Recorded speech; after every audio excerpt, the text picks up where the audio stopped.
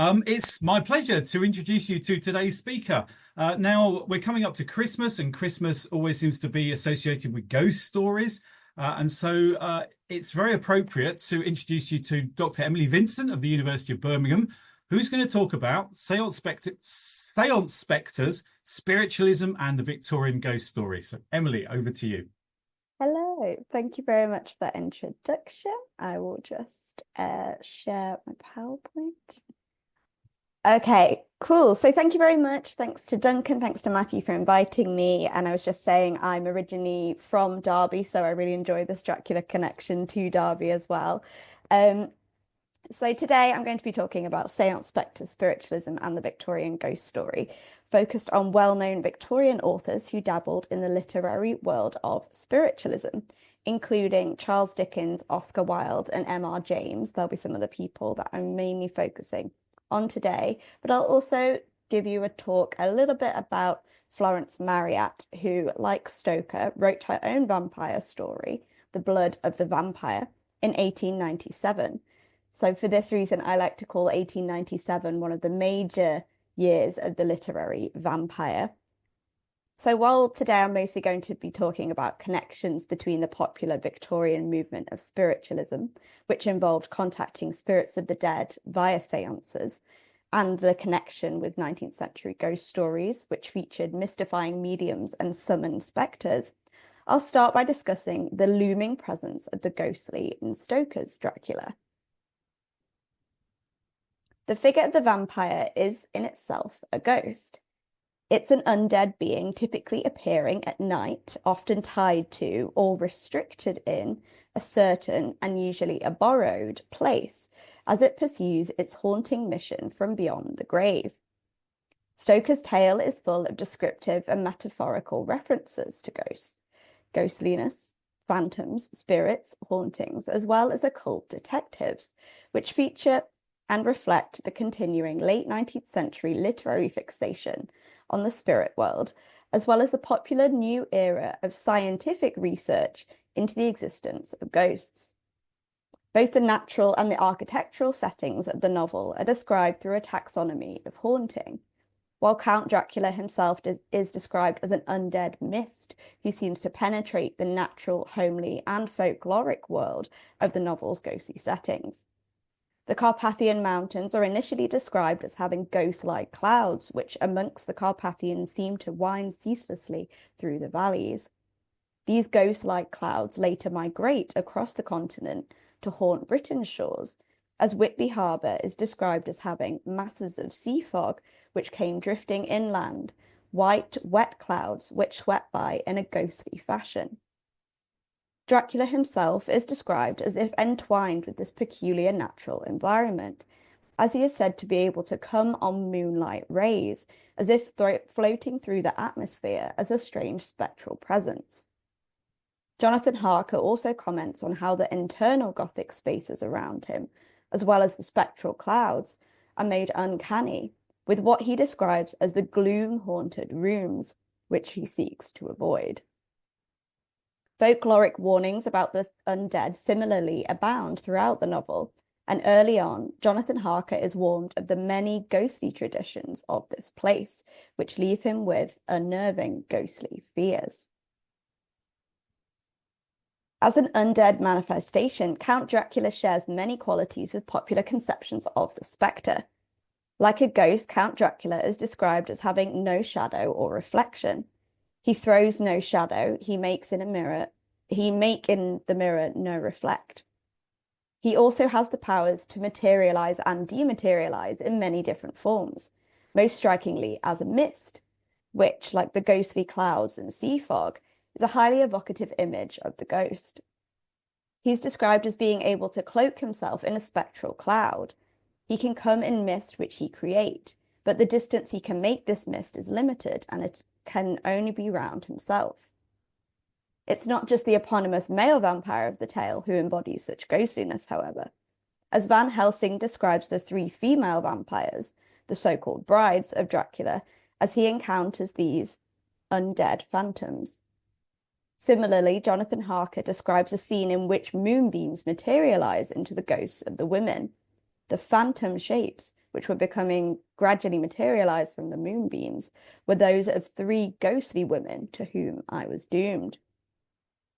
For Mark M. Anderson, it is Dracula's appropriation of other forms, like the shape-shifting mist, and his parasitic consuming of his victims that renders him the most ghostly. He writes that Stoker's Dracula, for his part, shows a mesmerizing capacity for metamorphosis, a ghostly fluidity of being, and that Dracula, for his part, has no identity other than that conferred by the lifeblood of his victims. He is by definition a parasite, a ghost, whose desire or will has no independent status, but is a reflection of his victim's fears. A being without his own reflection, he not only sucks blood, but appropriates Harker's voice and pronunciation, his knowledge of England, his rational functions.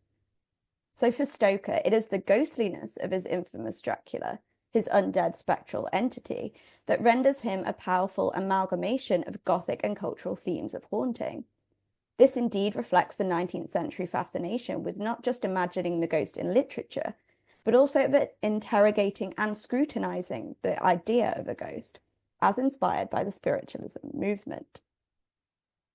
Spiritualism, also known as Spiritism, first captured the hearts and minds of Victorian Britain when it arrived from upstate New York in the 1850s, following the table-rapping communications of the 3 Fox sisters, Leah, Kate, and Maggie, who claimed to have contacted the spirits of the departed and communicated with them via a series of knocks or raps. It's sometimes called table rapping or table tipping as well at this time. This world of returning phantoms was filled with chatty ghosts, eccentric mediums, and scientific skeptics. Spiritualism, however, was far from being intended to be morbid or terrifying. It was founded as a new religious movement, built on the idea that death was only the beginning and not an end. Spiritualist practitioners, known as mediums, claimed to possess clairvoyant abilities which enabled them to not only make contact with lost loved ones, but also to share these deeply personal messages, typically in a communal setting. Whether for consolation or pleasure, both believers and skeptics would gather in a circle to partake in an evening of table rapping, communicative knocks, or spirit world automatic writings. This was typically led by an entranced medium who claimed to possess specialist knowledge about how to contact and converse with the dead. Though women were said to be more sensitively attuned for spirit world contact, there were also many prominent male mediums. Supernatural occurrences in the seance room could take a variety of forms, from musical instruments inexplicably playing while suspended in mid-air, to fresh flowers appearing before sitters' eyes. Full-body materializations could involve human-like spirits bursting forth from cabinets, while phantasmic limbs appeared as ectoplasmic effusions from the bodies of mediums, like this picture there on the side of the screen. That little face is supposed to be ectoplasm and how ectoplasm was apparently represented. So early seances were popular pastimes, parlor games, or larger scale spectacles, often amplified by their highly theatrical atmospheres. Smaller domestic seances then followed, and wealthier individuals could request private, far more intimate sittings from mediums of their choice. While many were using spiritualism to take ghosts more seriously, others were mocking the medium. In 1858, Charles Dickens published a short parody story called Well-Authenticated Rappings, which demonstrates his derision for fanatical believers in the paranormal. In the story, he suggests a throbbing head or indigestion rather than ghostly spirits as a more convincing explanation for supernatural phenomena. As a keen literary observer of the ghostly, Dickens was an early ghost detective and supposed original member of London's Ghost Club. The Ghost Club was an early proponent of psychic investigation, tasked with scrutinizing apparently authentic stories of the supernatural, while also exposing fraud. An exclusive and secretive association, Dickens, alongside Siegfried Sassoon and Conan Doyle, were all said to be among its members, and Dickens's many ghostly tales suggest it likely became a rich source of phantasmic literary inspiration. Well-Authenticated Rappings is an amusing and characteristically Dickensian tale, mocking early spiritualist thought by exploring what would happen if the human body could be haunted. It was first published as the opening tale of Dickens's popular weekly journal Household Words on the 20th of February 1858. The story builds on Dickens's fascination with the gastronomic and the ghostly, as popularized by A Christmas Carol, when Ebenezer Scrooge accuses Jacob Marley's ghost of being merely a disorder of the stomach, an undigested bit of beef, a blot of mustard, a crumb of cheese, a fragment of an underdone potato. Written in the style of a journalistic report, well-authenticated rappings follows the internal haunting of the narrator, at first deeply skeptical about spiritualist rappings or tippings, then besieged by a range of unexpected and humorous supernatural phenomena, including, of course, an indigestion-causing spirit. The growth and popularity of spiritualism was spurred on by its literariness. This ranged from sensational stories allegedly dictated by ghosts, as is the case of notorious journalist William Thomas Stead, who apparently returned from the dead and became the omniscient narrator for an account of his own death aboard the sinking of the RMS Titanic. This was called the Blue Island.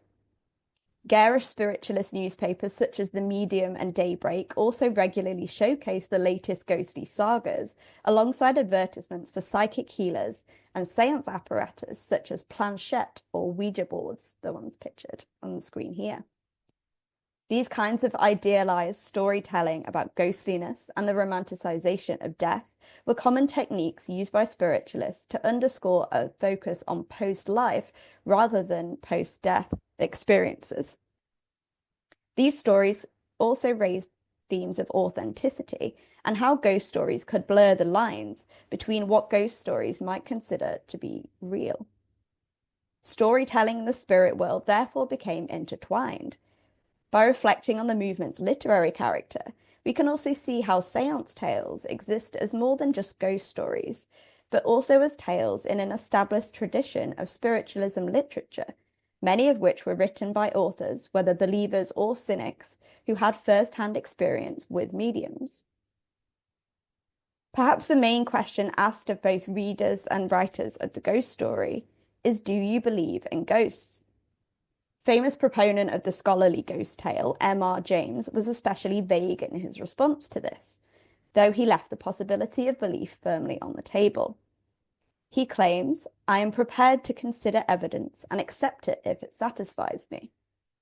This question of ghostly evidence was one which fascinated both ghostly believers and skeptics, as from the 1870s onwards, the spiritualist movement was in desperate need of a rebrand, following the exposure of many high-profile mediums, including the Fox sisters, who in 1888 confessed to their ghostly hoaxes. In attempting to defend the movement's languishing reputation, texts like Florence Marryat's spiritualist memoir, There Is No Death, endeavored to record an investigation of the science of spiritualism, and prominent believers, including Arthur Conan Doyle, defended ghost-seeing techniques such as spirit photography. This reflected a distinctive social and literary shift from those passively enjoying ghostly phenomena to those actively scrutinizing it. There was then an explosion of literature featuring psychic detectives or psychical researchers who wanted to detect, test, and evaluate the existence of ghosts through a scientific lens. The main prompt for this was the founding of the original Ghostbusters, an organization called the Society for Psychical Research. This ghost hunting organization still exists today, with a mission to scientifically study paranormal activities. This ghost hunting club had many prominent scientists, psychologists, religious figures, academics, and political members, including Oliver Lodge, William Stanton Moses, the Church of England priest, Arthur Conan Doyle, and British Prime Minister Arthur Balfour. Though there are rumours that Bram Stoker was also a member, the evidence for this is quite limited, though he would certainly have been aware of its investigations into ghosts, and one of his friends, Frederick Myers, also helped to found the society. Critic Elizabeth Wadge deems Stoker's Dracula as one of the best examples of the spiritualism trend in literature, due to its metaphysical speculations on themes of identity, truth, faith, and reporting. Going further to prove Stoker's literary interests in spiritualism and psychical research, Stephanie Moss points to a speech that scientist William James gave to the Society for Psychical Research in 1896. about the principles of scientific investigation. The ideas presented are eerily predictive of the subjective science of quantum physics repeated by Van Helsing in his address to Seward, when he says, "Ah, it is the fault of our science that it wants to explain it all, and if explain not, then it says there is nothing to explain." Moss concludes that Dracula's occult world is one of many scientific possibilities, as it interrogates, exploits, enacts, violates, and substantiates the unseen world, and consequently, the questions the novel asks about that which lies beyond the laws and principles of material existence remain unanswered, leaving the reader's thirst somewhat unquenchable. In Oscar Wilde's humorous short-form ghost story, The Canterville Ghost, he casts his protagonist, Mr. Hiram B. Otis, and his family as methodical psychical researchers or ghost hunters for the society. The whole family were now quite interested. Mr. Otis began to suspect that he had been too dogmatic in his denial of the existence of ghosts. Mrs. Otis expressed her intention of joining the Psychical Society.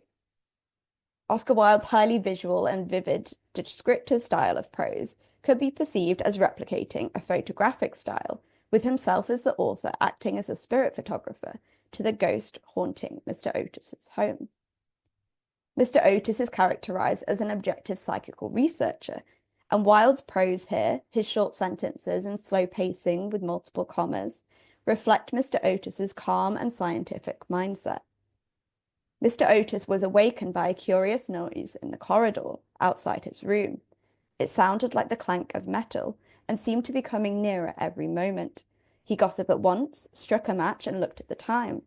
It was exactly 1 o'clock. He was quite calm and felt his pulse, which was not at all feverish. On being woken by a curious noise in the corridor, Mr. Otis gets up to dutifully record the time and his physical state, his pulse of fever, before jumping to any ghostly conclusions. The principles of psychical research and technologies of occult investigation influenced the style, descriptions, and pacing of many 19th century ghost stories. M.R. James's The Mezzotint is a great example of this, as the protagonist has several anxieties about what he calls his unsupported testimony, and responds with a deeply research-driven, academic, and methodical approach to cataloguing the changing nature of the mezzotint picture on the wall. Williams, after a moment of speechless surprise, went to the writing table and scribbled for a short time. Then he brought 2 papers to Nisbet and asked him to sign the first one. It was his own description of the picture, which you have just heard, and then to read the other, which was Williams's statement written the night before. "I must get the thing photographed before it goes further, and then I must find out what the place is." Written and signed testimonies, multiple witnesses, external verification, and photography are just some of the methods that James centers on for rationally measuring a haunted atmosphere. James even overtly parodies the society. Any rumor of such a transaction as was going on would bring the whole of the phantasmalogical society about their ears. Ephraim Sarah brings attention to how, even for those like James who decline to admit a committed belief in the ghostly, these investigations of spirits and psychic forces were beginning to find a significant place in Victorian intellectual life. In these closing slides, I want to take a look at Stoker's companion to the vampire tale, Florence Marryat, who was an ardent 19th century spiritualist believer, an author of sensation and Gothic tales, which highlighted what she called her wonderful experiences attending seances. For believers like Marryat, whose stories examined how death could be seen as hopeful, even optimistic, the end of life on Earth merely signaled the opening of an intoxicating spirit world portal. Marryat promised recording facts when she depicted the numerous seances she had attended, and claimed to describe the scenes witnessed with my own eyes and repeat the words with my own ears. Much of Marryat's later spiritualism fiction is much more serious in tone, such as The Strange Transfiguration of Hannah Stubbs, written in 1896, in which she sensationalizes the gendered power imbalances of the seance room. Marryat induces shock by presenting the eponymous female medium, Hannah Stubbs, as one subjected to intoxication, enforced binding, and abuses of power which seek to control her occult abilities. Marryat addresses how seance stories can be dark, oppressive, and deeply troubling, but also how they can highlight the medium's economic role. In her vampire tale, which blends ideas of ghostliness and vampirism, The Blood of the Vampire, Marryat's psychic vampire, Harriet Brandt, is depicted with a vampiric mouth, but with peculiarly small teeth. Not so her mouth, however, which was large, with lips of a deep blood colour, displaying small white teeth. The vampire's teeth, or more fittingly fangs, are also richly described in Stoker's Dracula, who introduces the Count with descriptions fixed on his intimidating and strange mouth. The mouth, so far as I could see it under the heavy moustache, was fixed and rather cruel-looking, with peculiarly sharp white teeth. However, unlike what Stoker calls the deathly pale face of Dracula, the vampiric Harriet is filled with colour. When she flushed a deep rose, it was when the colour came into her usually pale cheeks, and her eyes awakened from their slumbers and sparkled, that she looked beautiful. Sheridan Le Fanu, in his female vampire tale, Camilla, affirms that this blood-filled face of the vampire is one far more indicative of the true vampire folklore. He writes that, I may mention in passing that the deadly pallor, attributed to that sort of revenants, is a mere melodramatic fiction. They present in the grave, and when they show themselves in human society, the appearance of healthy life. Here Le Fanu places his vampire Camilla above mere melodramatic fiction of his predecessors, through a new kind of revenant vampire with a lifelike face filled with colour and, of course, blood.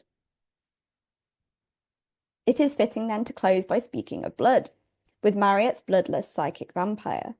While Harriet Brandt operates not as a puncturing, biting, physical vampire, like popular conceptions of Dracula or Camilla, Harriet is instead a psychic vampire whose continued presence sucks the life from her victims via a kind of social and sensual vampirism. In one scene, she is described undertaking a fatal kiss, which drains the vital force of her victims. Her full red lips met his own in a long-drawn kiss that seemed to sap his vitality. Echoing Laura in Le Fanu's Camilla, who has a complicated desire for female friendship, and Camilla's possessive love of her new victim, Marryat's vampire, Harriet, reveals that she had spent her adolescence growing up in a convent, meaning that both her sexual and vampiric desires were closely guarded. If ever I took a liking to a girl, we were placed in separate rooms. It is what I have longed for, to come out into the world and find someone to be a friend, and to love me, only me, and all for myself. Inspired by the spiritualism movement, it is the very lack of blood in Marryat's vampire tale which reinforces the influence of her ghostiness. In this way, Harriet's undead vampire powers float like spectres between herself and her victims, so that vampirism appears as the ultimate ghostly affliction. When considering Stoker's Dracula and the wider vampire tradition with Marryat's text, it is interesting to note the influential presence of ghostiness and how intertwined the ghost and the vampire really is. Today, spiritualism, like the undead ghostliness of Stoker's Count Dracula, still leaves its haunting imprint on modern-day clairvoyants and spiritualist communities who continue to share stories from beyond the veil between life and death. As it's being published tomorrow, I'll mention this book called Summoned to the Seance, which is just about to be published with the British Library. So whether you are intrigued or hesitant at the prospect of spirit world contact, I invite you to read more about spiritualism and its literary influence when you're rereading either Stoker's texts, any other 19th century ghost stories, or if there's any in here that you'd like to hear more about, so that you can decide who or what is being contacted, and more importantly, to consider if the risk should even be taken to summon the spirits. Thanks very much. I'm looking forward to any questions that you have. Oh, thanks, Emily. That was great. Yes, we've got a few minutes for questions. So if you have a question, either feel free to type it into chat or just unmute and ask Emily direct. Just out of interest, Emily, and I know you're probably not a Bram Stoker specialist, but Bram Stoker wrote 11 other books in addition to Dracula, most of which nobody knows anything about. But did he write about ghosts or anything else supernatural in his other novels? Yes, I'm definitely not a Stoker specialist, but he did in some of his shorter stories. There's actually a great one. Is this The Judge's House? I think is one that I've just been familiarized with. Yes, that's the one. The Judge's House, um, which is a great one that I've recently seen a performance of in Birmingham actually being read aloud.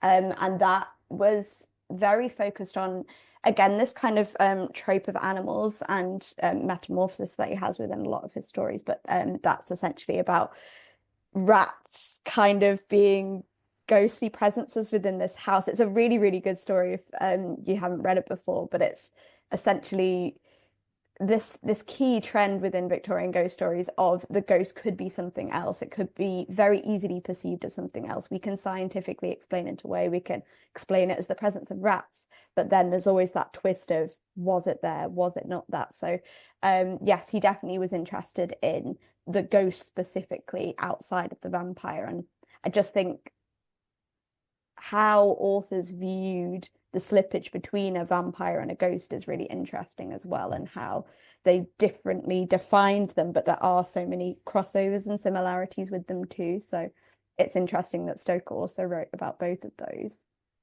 I think also I haven't read it, but I think The Lair of the White Worm is one that features kind of ghostly presences in it as well. Okay, there's a flurry of questions just suddenly come in. Oh, cool.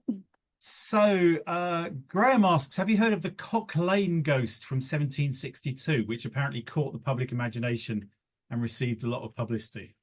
Yes, yes, that one's a great story, and it's actually one that kind of starts this trend of the media fascination with ghosts. It was obviously a much earlier iteration, but it was a story that was repeated so much in the press. And that's something that actually, when it comes to the spiritualism movement, becomes a really important way of popularizing what's so-called real ghost stories because of this kind of media fascination with them, of not just in the popular press and popular newspapers, but also within specialist spiritualism newspapers in the UK and America. They're a really big publishing industry with that. So yes, it's actually quite an interesting way of how ghost stories in the oral tradition are being represented and sensationalized even more through the press, and the Cock Lane ghost is a great example of that. So yes, thanks Graham for bringing that one up. Another quick question from Laura. In addition to Dickens mocking early spiritualist thought, are there any other examples of spiritualism being treated derisively?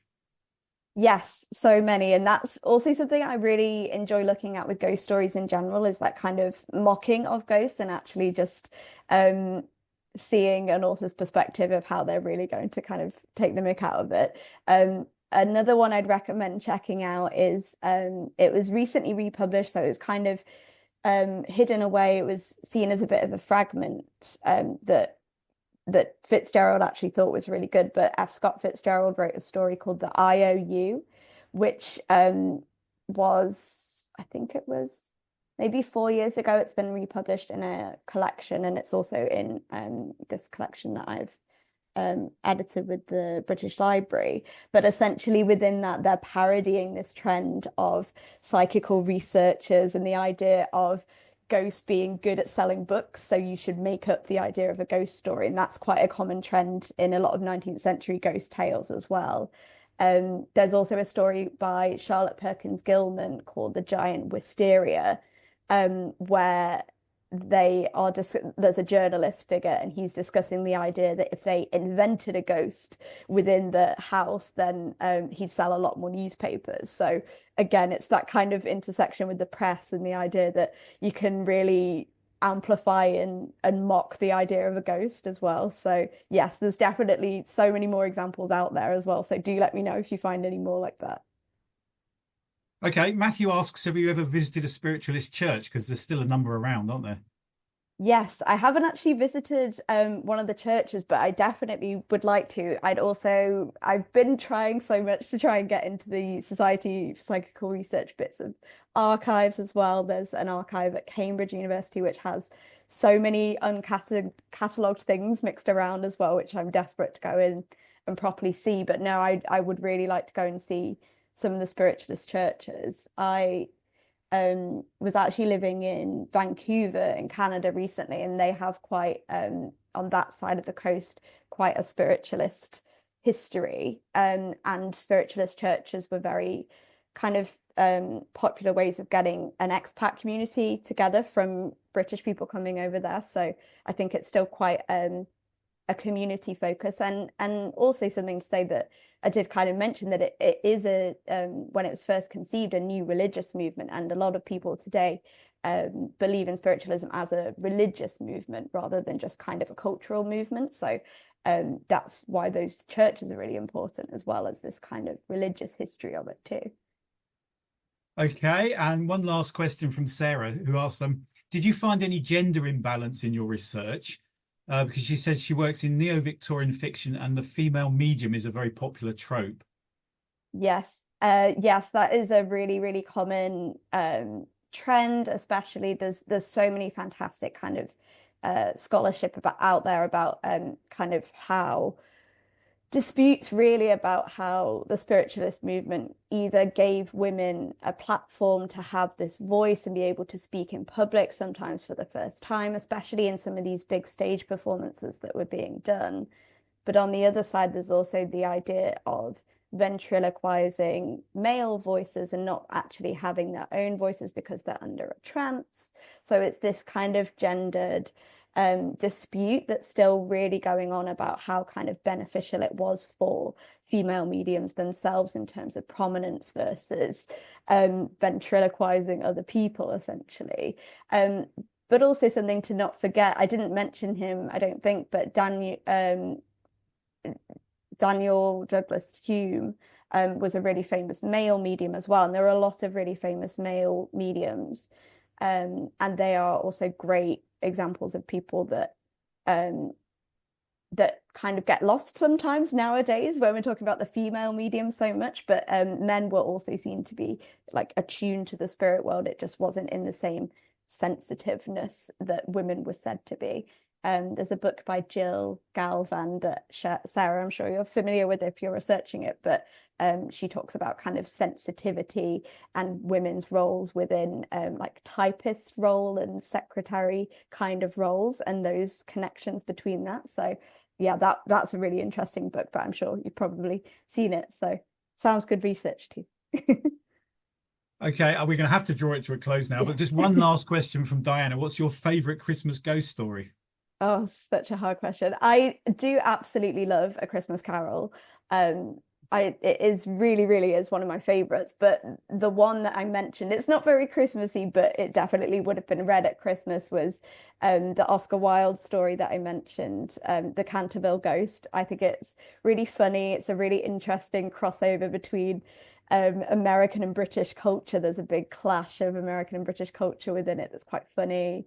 And it's just a ghost who really wants to try and haunt a house, and no one's letting him really because they don't really care about ghosts anymore. So that's a really fun and great story that I'd recommend as a Christmas one if anyone's looking for one. Right, thank you. We'll have to draw it to a close now. On behalf of everybody here, can I say a huge thank you to Emily for what was a fascinating talk. So yeah, feel free to use the react icons to give a round of applause. Thanks, everybody. And thanks so much for having me. Thank you.